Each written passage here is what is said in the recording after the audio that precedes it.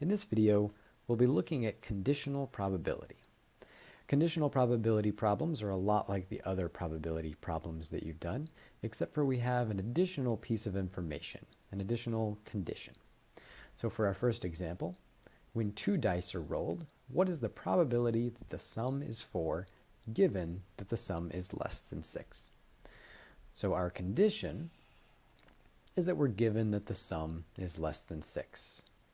So we're no longer considering the entire set of 36 options here on our dice chart. We're only looking at those where the sum is less than 6.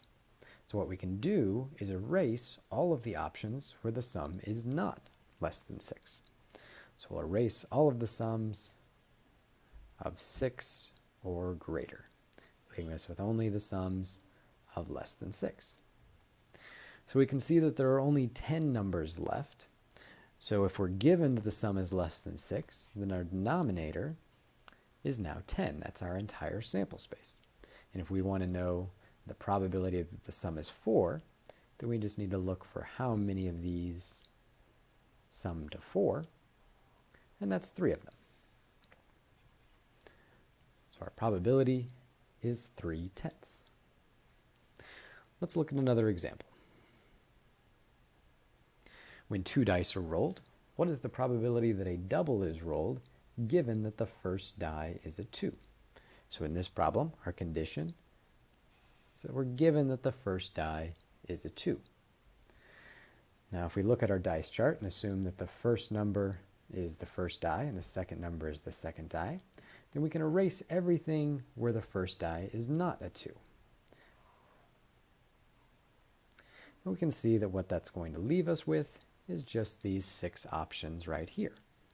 So our denominator will be 6. That's our entire sample space now that we know that the first die has to be a 2.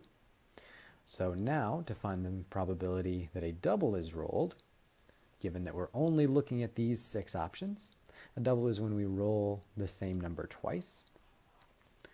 There's only one option out of the 6. So we have a probability of 1/6. Let's look at one more example. 5 cards are drawn from a deck. If the first 4 are spades, what is the probability that the last one is also a spade? A common mistake on this is to try to account for the probability of the first 4 cards. But we don't need to do that because we actually know what has happened for the first 4 cards. That's in the past. The first 4 cards were drawn and they're spades.